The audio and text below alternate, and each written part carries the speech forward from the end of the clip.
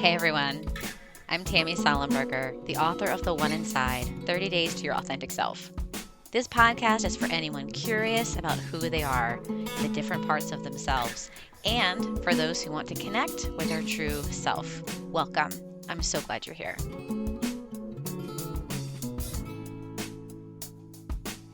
So I'm super excited today to have Dr. Frank Anderson on the podcast yet again. I think this might be your third visit. Yeah, I think it is. I'm so excited to see you. So we were just talking about the weather.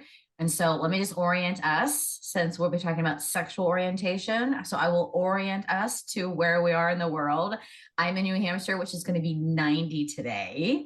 Okay. And Frank was saying that where are you? And it's also going to be 90 where you are. Yeah, I'm in the Boston area, and it's going to be 90 degrees here today in the June 1st. Interestingly enough, June 1st, the beginning of Pride Month. So we didn't even plan this, I don't think, but this is so synchronous in so many beautiful I love that. I love it. Yes. Yes. Perfect. Perfect. Yeah. So, Frank, people know you in the IFS world as you're the psychiatrist. You deal with some medicine stuff. We know that we've talked, Dick has talked about how you guys have had some shared clients and sort of the medicine role. Like I've heard that. I know that we've talked about parenting stuff, and I attended a workshop with you on parenting years ago at one of the conferences. And then, of course, you've written Transcending Trauma. And so you're very well known as the trauma guy. You're also a lead trainer. And so people are trained by you. And you do, I'm just going to keep naming all the things that I just know of you off the top of my head. And you do the PESI workshops. So even sort of like non-IFS people, I think you're sort of the face of IFS for so many people because they do these one-day workshops. And so they're like, yeah, Frank Anderson taught me about IFS. That's right. Yeah. Would you add anything else to this list? Yes, I can. Which says, Tammy, yes, Frank Anderson is a very busy man, basically. Sometimes when I hear stuff kind of reiterated about me, I'm like, wow, that's a lot. Holy cow, who is that guy? I don't see myself that way. Although, interestingly enough, I'm so fortunate to love what I do. I really genuinely love it. And we had just come back like 3 days ago, honestly, from a family trip to Italy for 3 weeks. And I really unplugged, and I love my family dearly. And I was just aware of how to hold that balance between all the things that I do in work that I truly love and this family that I truly love. Somebody said to me recently, and I just posted this, yes, you can have it all, but maybe not exactly at the same time, right? And I'm really sitting with that right now, is how do I integrate, balance both of these very important pieces of my life, right? Yeah. And interestingly enough, I'll just jump in around orientation because, one of the things you said, so adding this chapter on orientation is so exciting for me because it's an area of my life that it's been fully integrated internally. I'm very comfortable with my orientation. Every workshop I do is like, hi, I'm Frank Anderson. I'm gay. I have a trauma history. Nice to meet you. That is who I am. So internally, I'm super comfortable. I don't present in the world as an LGBTQI plus person, right? Yeah. And it's connected, as I'm aware. Part of my excitement about this chapter, honestly, Tammy, is that I have a memoir coming out next year. And I've been working on a memoir, which is a huge piece that I want to share with the community. To Be Loved is the title of my memoir. Wow. And it's about my trauma history. My publishing company's like, we want you to write about your trauma history. I was like, why me a memoir?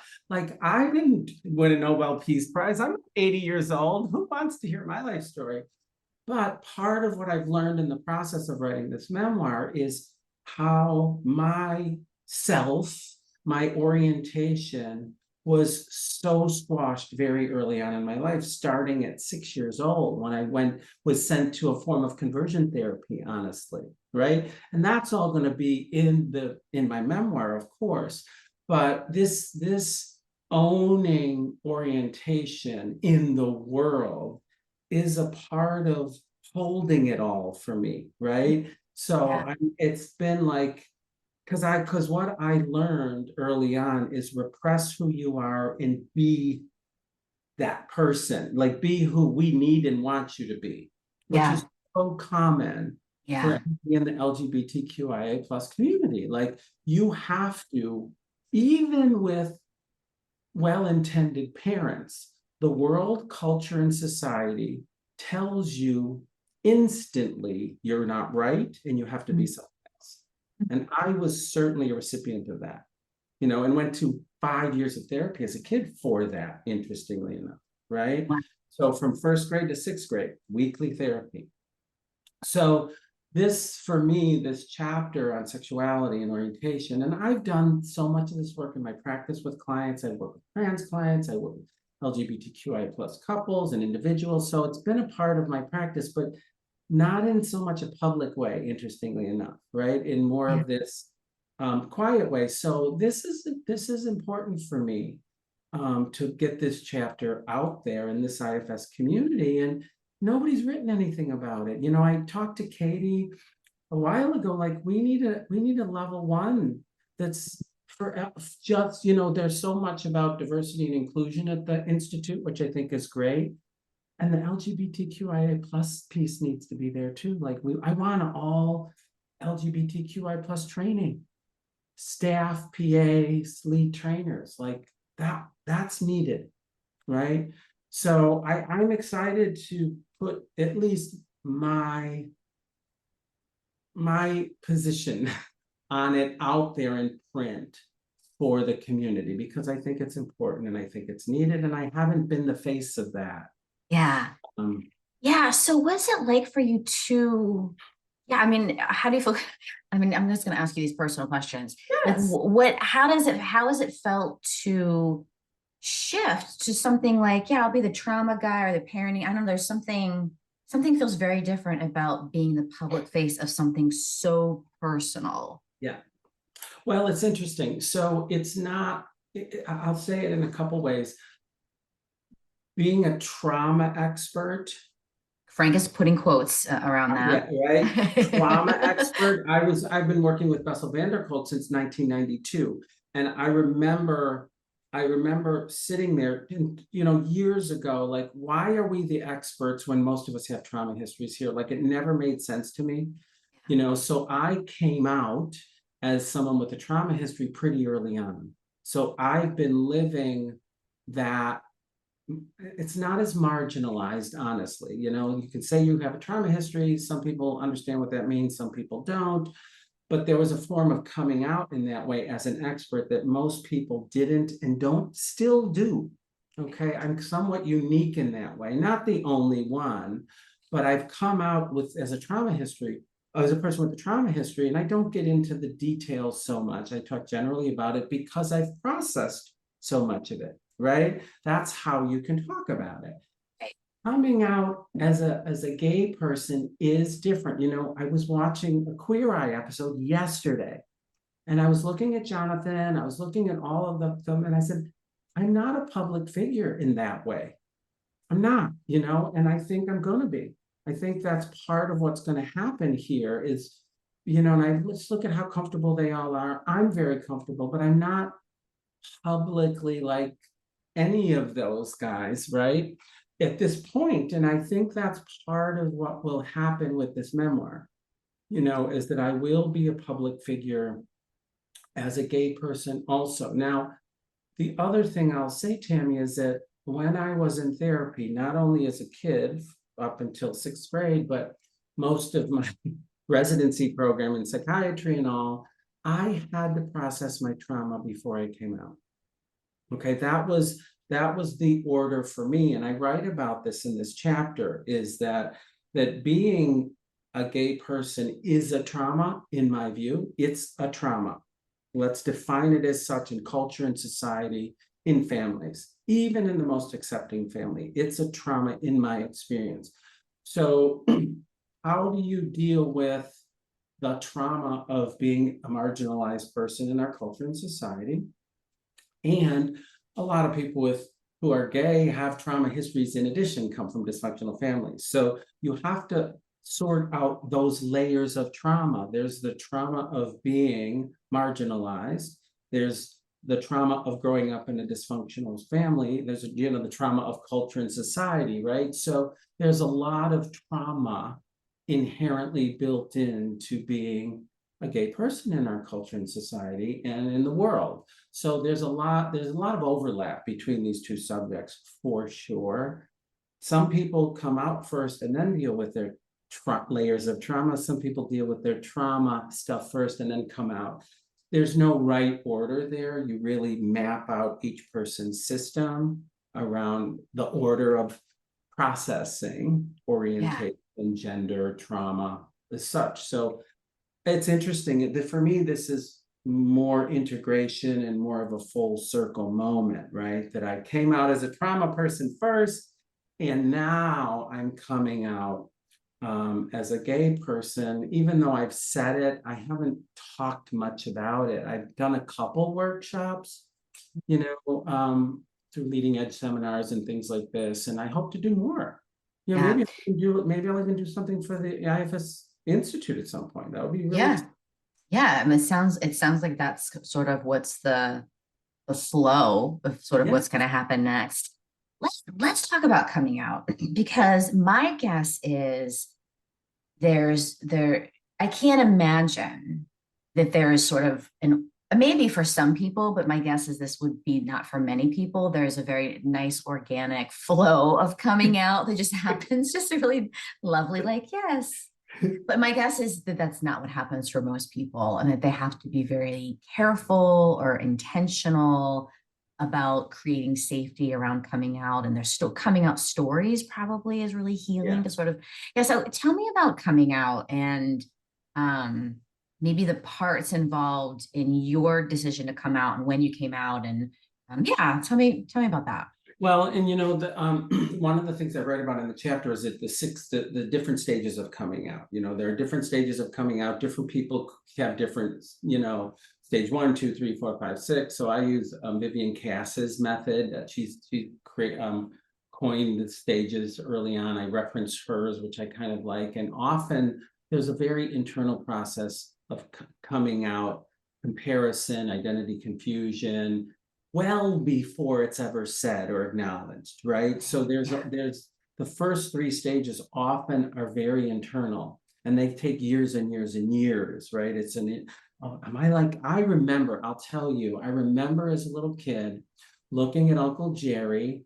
It's like, do I act like Uncle Jerry? Like, I'm supposed to act like that. That's what a man is. And I would mimic his mannerisms, and I'd try to shake hands the way Uncle Jerry did. Like, I knew very early on that there was something different and wrong about me. My parents sent me to therapy for it as a big secret. Like, it was a big secret. Don't tell anybody. My brother would get grounded if he said anything about my therapy. So it was a big family secret, right? I mean, back in the day, it was a disorder. It was part of the DSM, until 1973. So there was so much shame, like that's inherent shame in who I am early on. And much of it was internal and much of it was shame-based, which I think is very common for people. And so I held in a lot and suppressed a lot for many, many years, and graduated therapy, right? And quotes again, graduated therapy when I played baseball, asked for trucks for Christmas, did all the boy things. It's like, okay, Frank's normal now, right? And you don't have to go to therapy anymore. I didn't have to go to therapy anymore because I played baseball, because I did all the things the boys were supposed to be doing, And so I learned smart. I learned how to be a man or boy in the world for many, many years, And so for me, it was a lot of learning not to be me authentically, disconnecting. You have to disconnect from your authenticity in order to function in the world in the way that culture and society needs and wants you to. So I did that for many years, dated girls, touched, excuse me, and I'm saying this because this touched boobies, did all this stuff, right? Unhooked the bras. It was such a, it was just like that. Oh, this is what you're supposed to do. It's nothing to do with like desire or interest. It was like, check the boxes, right? Did you do first base? Did you do second base? It was like that growing up, right? Yeah. So what I'm guessing internally, you had parts that were like, yes, that not only is that kind of what we learned, but like we're going to squash anything that's 100%. So that's sort of the first internal coming out, because it was sort of like, I've been trained, this is how I have to act. And so internally, your parts are working so hard to sort of support that. Here's how we function in the world. Here's what's going to keep us safe. Because your parts are going to support that. You have to do that. That was my experience. It was like, and even today, I'm going to say, even today it's more socially accepted. It's more culturally accepted. I hear about my kids talking about so-and-so's trans and all this kind of stuff. Even in today's world, one would think, oh, that doesn't exist anymore. And that is not true. I really want people to know that even seemingly, I'm working with somebody right now who, has gay siblings, who it was like, of course, it should have been just so easy for them to be able to come out, and they've been suicidal. They've had this horrible mental health struggles. The suicidality in today's teens, the LGBTQI plus, is higher than ever. So it's not like it's all better even today. You know what I mean? And so I think it's really important, oh, that was back then. That's not true. Kids today still struggle just as much, if not more, because of all the exposure, that social media and that the internet and stuff and technology brings. So it's a very complicated process. And, whether you're my age or whether you're young, I think it's important for people to be aware this is a very challenging thing internally first for many years. And then there's the whole process of coming out, identity acceptance is one of the stages, then identity immersion, right? You have to immerse into the culture to even know who you are relative to the culture. I was talking to somebody today, not today, this was the client I referenced earlier. And this woman, she's married to a man, she's just recently come out. She's like, it's a whole language. I don't even understand the terminology here. Well, I'm entering a new world, right? And I said to her, yes, you are. And it's going to take years to immerse yourself into this culture, to know yourself relative to this community. And I don't think people are aware of that. Just because you say I'm gay or I'm a lesbian or whatever, doesn't mean you've come out. It means you're in the third stage of this 6-stage process. And, I know that this person has several years left to get to true immersion where you can be yourself in the world, So there's so much that I'm excited to share with people about it, because I've been like I said, doing the work, but not in a public way.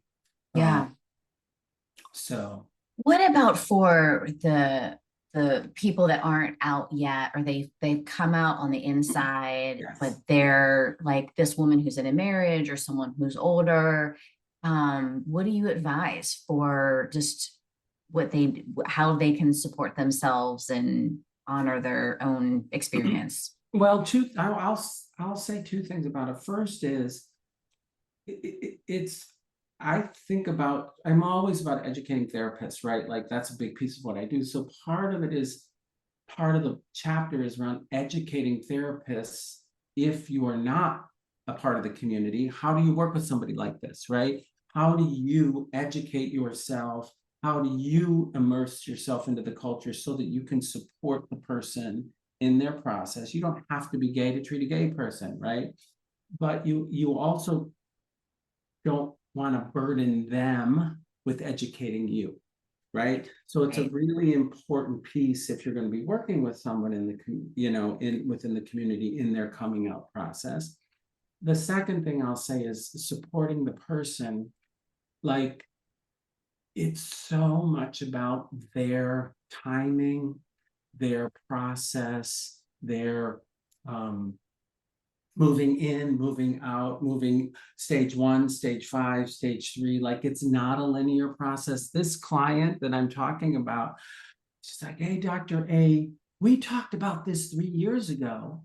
Why did you just sit so long letting me, put it all away again? I said, because that's what you needed to do. And I was you knew right then, didn't you? And I'm like, well, yeah, I did, of course, but it's not for me at all to push you in your process. And you needed to put that underground. She's like, yeah, absolutely. You're right. I could have never handled it back then. It popped up and then it went away for 3 years. And I'm like, yes, exactly. And I'm here supporting that every step of the way. So I feel that's super important, even working with trans clients. Like, I know I have, you have this intuitive sense, right? I don't even want to call it gaydar. I think that's a silly term, right? It's just like, all right, I may know something about this person that they're not able and willing to accept yet. And that is important as a therapist, is to let your parts fully relax and let this person move in and out of their process in the way that truly supports them, right? Yeah. And I think, because I think that's, you've said it, or we've talked about it. Why are, for the next 3 years, you're back with your husband, pretending like this doesn't exist, right? To really hold the importance of that for many reasons that are not conscious or known at the time. Yeah. I think it's important to stay in their process, regardless of what you may know or see or think. Yeah, I love that, because it's like just respecting their protective system. That's what I'm hearing. Totally, totally, totally, totally. Yeah. Yeah. Yeah. And that can be hard sometimes. Yeah. But the thing I'll say about it, part of what's so rewarding is seeing the emergence of self-energy. That's something that I talk about in the chapter. A lot of people ask me, is being gay a part? Is it part of self? And this is personal as well as the work that I've done with clients. I truly believe that orientation is a dimension of self-energy. I don't think it's a part at all. Like, gay is who I am in self. And I see this over and over again with my clients.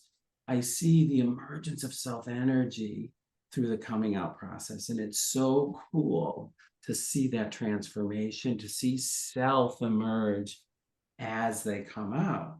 And I know that personally. I was so parts driven for so many years, and had no access to very little access to self energy, with all the protectors that needed to suppress who I am, with orientation being a vital key component of that, right? Now, the thing that I'll say too about it, and we've talked about this, Tammy, my spirit, the spirituality in me, the spiritual dimensions of the way I live my life. And I feel like so I would say gender and orientation are dimensions of self-energy. Okay, that's my belief and my experience. And both fall away in the spiritual realm. I feel like when I'm connecting to source, and when I'm in the spiritual dimension, orientation and gender are it's not a part of it. It's like I'm part of one. And for me, it's not like they don't exist. But they're not as clearly defined in the spiritual realm. It's just, it blends it's in oneness, right? Yeah. So I hold a human dimension of self-energy around orientation and gender. And it's different for me spiritually. Because I think for everybody, cis, trans, straight, gay, I think in the spiritual realm, it's kind of somewhat irrelevant. It's the way I experience it. Yeah, I think that's beautiful. And that lands true to my system when I think about like I do what's called centering prayer. It's like a Christian meditation thing. Yes. And I feel that too, right? When that, because all that stuff just falls away. Yes. All Yeah. that whatever, just Yeah. and then I am just this sort of like this light connected to light, divine in me connected to the bigger Yes. divine. That's right. That's right. Yeah. So I don't think it's specific to LGBTQI plus. I think everybody, right? You know, like Right, yeah. gender and orientation fall away when you're in that arena, that space, that Yeah. source. Yeah, yeah. I wonder if I wonder if this is part of like the conversion therapy idea though, that if my sexual orientation is art, then I can somehow like exile that part of me that has these desires, has these urges, has these attractions. And it's okay, well, that's just a part of you. So we're sort of just going to exile that and have these other parts work really hard to make sure that that stays exiled. And I would say we're exiling dimensions of self-energy, not apart. That's what I would say. And that's what it felt like. I didn't have access to me Right. apart, right? Yes, it's connected to desire, it's connected to connecting with somebody sexually, it's connected to being a human with desire and all that. Or even for me, it's interesting because so I do think we exile self. I think we exile dimensions of self, not apart. That's kind of my experience. And I feel because I know that in the book that's coming out, there's also chapters on working with trans clients, right? And I love that they're separate, and I also know that they're so interlinked. That there is this way that people don't really understand when you're working with somebody who's coming out from an orientation perspective. You're looking at gender and orientation, and they're very different things, right? They're this comes up in the trans work a lot, like what is your orientation, which is very separate than your gender. And yes, you need to deal with both, because with Caitlyn Jenner, for example, maybe, why don't you just stay a man if you're attracted to women? No, that's not how it works. These things are very separate, and people need, from my perspective, to be aware of the gender processing and the orientation processing, and holding both, in a way that when you're working with somebody like it's so interesting with pronouns. There aren't really accurate pronouns yet for me. This is the way I say it. Like, I don't identify with they so much, but I also don't identify only with he. So when I put pronouns in my Zoom links, I put he, she, him, right? Because for me, it's like, yeah, that's about the right percentage. It's like I'm like 2/3 male and 1/3 female, right? And I don't, but they feels plural for me in a way that doesn't resonate with my system. So I know that everybody has different ways of expressing gender, or communicating gender. And that's important also when working with somebody who's coming out around orientation, is to do the gender work also, but separate, because it's at both and. Right. Right. Well, that's beautiful because because especially I'm thinking of a little boy, right? A little boy, you're like, this is what this is what Uncle Jerry's a boy. Yes. And this is what a boy sounds like, look like, how he shakes hands. So this is what it means to be a him, is to be like Uncle Jerry. Yeah. And so you're like, but that doesn't feel authentic. Uncle Jerry doesn't play with Barbie dolls, but I like playing with Barbie dolls. Yeah. What am I going to do with that? Right. You know what I mean? Yeah. So that's that blend of gender in some gender stereotypic ways that has nothing to do with orientation. Right. I mean, that's not orientation. I'm a 5-year-old kid who likes playing with my cousins also. Do you know what I mean? So you have to hold both when you're working with orientation. Right. I love, there's so many things on social media now where parents are supporting the gender range of their children, in a way that is so premature around orientation. Yeah. Yeah. It's not about orientation until they start developing sexuality in a way that they can then explore that. Right. Right. Which, okay. And I love that you're saying, because I feel like you're being so clear about the differences and how accepting and talking and being curious about both. Because Yes. it's like, here's a wide range of what it means to be a him and what a wide range of what it means to be a her. And then there's lots of other Dimensions. complexities. Yes, yes, yeah, Yes. yeah, yeah. I remember my son who's now 12, which is crazy to me, and your kids have to be old. Thank you. Which says I'm old too, No, right? Like, no, yeah, like our kids are like 3, right? They're 3 and 5. Like that's how old our kids are. yeah. Mine are 15 and 19 Oh now. my gosh, that's too Yes. old. Yes, Too exactly. old. But I Exactly. remember when he was little, he liked there was like a purple glittery something something. And of course Yes. he chose that because it was prettier. It's Yeah, purple glittery something something. that's Of right. course you can choose whatever you want. That's the Yeah. pretty thing. So yeah. But now, he's no way. No way would he do that. Yeah. And how much Kind of of that is unfortunate. culture and society, Right. and how much of that is genuine interest? Sometimes Right. hard to tease out, right? Yeah. Yeah. Yeah, sometimes hard to tease out. I mean, one of the things I will say, we talk about the kids in that generation, there is more options for exploration. That feels good to me. Like I love seeing men in pearls or men putting, nail polish on, or, it's all women have always been able to wear a suit, and that's been socially acceptable. There is this dichotomy between culture accepting women more so in male defined ways than they have been. Not that it's been easy for women, I'm not saying that at all, than they have been with men being able to, express feminine qualities, right? So there is those differences, but I think kids do have a broader range of exploration now than we may have had before, which gives them a chance to try it on. It's like gender immersion or orientation immersion. I hear this, some teenagers that I work with have talked about this term, and I don't think they use it as much anymore. I'm queer till graduation, is what I've heard. And I just loved that. Like, I'm going to explore. I don't know what I am. I'll define it later. When I graduate college, I'll define it. Or when I graduate high school, then I'll define it. And I just love the freedom in that, because it's not defining, Yeah.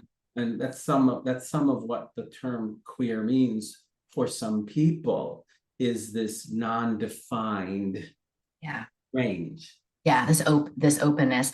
I think that this generation also isn't as worried about defining things as we are, right? Yeah. Like, are you a boy or a girl? Are you Yeah. gay? Are you straight? Yes. Right? Like, what are you going to be when you grow up? Like, and I think they're in Yeah. general, like our generation is doing that. Totally. And I think that they're more like, and I totally agree about the queer word. Like the queer Yeah. word just is just open and right. And I can explore that because yeah. Yeah. And that's for people that but that yet still we're talking as if this is easy or this is That's right. acceptable, but there's It's not. so many kids and so many families that where it's Still not. struggling, still huge mental health issues. And so, yeah, as we were saying, even though there's much more exploration and there's much more room for kids to be able to kind of not define themselves and explore, it's really important to remember that the anxiety, suicidality, depression in youth is skyrocketing. I mean, some of that is because of the pandemic, and some of that is because of, even with the range and the acceptance in the LGBTQI community at large, this is still super challenging for kids. And I think it's so important for therapists and adults to be aware of that it's not like it's a done deal and it's all well and good. They still struggle. There's that internal process. There's culture and society. There's family, legacy stuff that are involved. So it's not an easy road, even though there's more room for acceptance. As we end, is there you've got your memoir coming out next year, which is so exciting. You've got this chapter in the book. Do you want people, how can they reach out to you? What is it you want people to know? Yeah, there's so many things I'm doing. There's a lot of collaborations I'm doing too. That's another thing that's super fun is I'm collaborating with David Kessler around grief and trauma, Dini Laniotis around EMDR, Nicole LaPera around healing circles. So I'm doing a ton of collaborating. I'm really in this phase of my career of connecting with other people and bringing this message to the larger world. I do have this purpose of trauma healing to the world, which includes the LGBTQIA plus community. So I'm super excited about it. There's lots of ways to reach me. Website's probably the easiest. Sign up for my email list at frankandersonmd.com. My social media, probably Instagram, is the most popular for me right now, even though I'm moving into TikTok and doing all the other stuff, right? But Instagram is Frank_Anderson MD on Instagram, and I'm in Twitter and Facebook and all that stuff too. So there's lots of ways to reach me and stay connected. And I do feel like it's important for us to stay connected. So our community is so important. Connection is so important, probably now more than ever. So love connecting with people and continuing our journey and evolution, because I am not here to bring trauma healing to the world by myself. That is for sure. It's all of us. And I love being a part of the journey. Yeah, beautiful. Thanks so much. It was good to see you again. Same. And we'll talk soon. Beautiful. Have a great day. Thanks for hanging out with us today. If you like this episode, please subscribe, rate, like, all the things. My book is available at your favorite independent bookstore or all the places books are available. You can also visit my website, tammysalenberger.com, where you can download a free meditation on getting to know your should parts. You know, there's parts of you who remind you of what you should be doing. They sound a bit critical at times. Yes, we all have them. You can follow me at IFS Tammy on Instagram and Twitter and the One Inside Facebook page. I'm so grateful for Jack Reardon, who created the new music. Jack is a graduate of Derek Scott's IFS Stepping Stone program. Thanks, Jack, for getting me. And to you, thanks for listening.